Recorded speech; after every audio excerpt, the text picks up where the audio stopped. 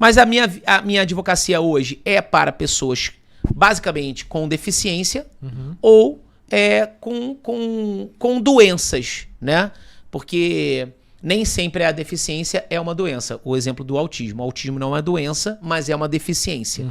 Então eu tenho crianças extremamente graves, assim como tenho crianças mais leves.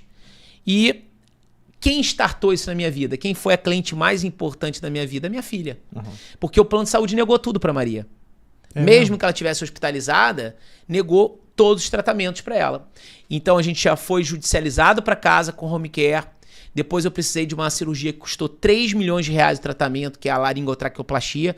A Maria ficou muito tempo de tubo, perdeu a traqueia. Então a gente teve que reconstruir a traqueia dela.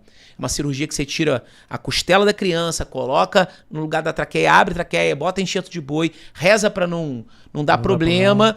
E aí pronto, eu fiz o tratamento todo dela em São Paulo porque não havia especialista no Rio de Janeiro.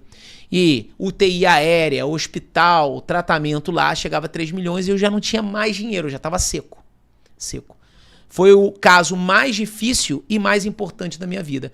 Não mais difícil juridicamente, mas mais difícil porque eu estava ali como advogado e pai. Tanto que no momento da sustentação oral, a Claudinha foi junto comigo, né, nesse dia.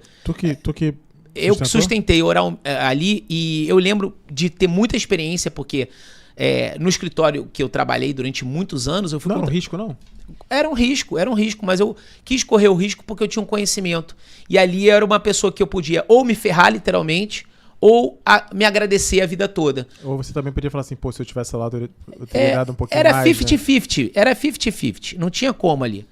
Então assim, chegou um momento, eu caí num lugar em que tinha uma desembargadora que era a relatora do caso, que ela já tinha debochado de mim um dia antes, quando eu fui espalhar os memoriais para conversar com os desembargadores, né? Que a gente faz aquela resenha antes com os caras do que está acontecendo. E ela me chamou... Tentar esclarecer algumas coisas? Ela me chamou de doutor Petição. E eu falei, excelência, eu não entendi porque você tá me chamando assim, doutor Petição. Era porque você não para de peticionar? Eu falei, enquanto o código me permitir, eu vou peticionar. Se a senhora tá negando, eu vou continuar peticionando, recorrendo do que a senhora me nega. Beleza. Fomos pro julgamento, ela negou no julgamento. Já sabia que era ela já? Ela era relatora do caso. Tá. Só que eu ganhei dos outros 2 desembargadores. E chegou um dado momento lá da sustentação oral que eu falei assim, cara, eu peço vênia a todos aqui, aquela clássica situação do direito, né? Peço vênia aos desembargadores que aqui estão para não falar mais como advogado e sim falar como pai. O melhor tratamento para minha filha, que está na tribuna é pai, é esse. E aí o membro do Ministério Público que estava do lado da relatora falou assim, ele não precisa falar mais nada. Por mim, eu já vi que a relatora não vai acompanhar. Mas se os outros desembargadores concordarem, eu dou o voto para essa criança. E ali eu ganhei o processo. Né? Fico arrepiado até hoje, porque, porra, ali, cara, foi uma parada surreal. E ela não foi mesmo? E ela não, a gente ganhou de 2-1.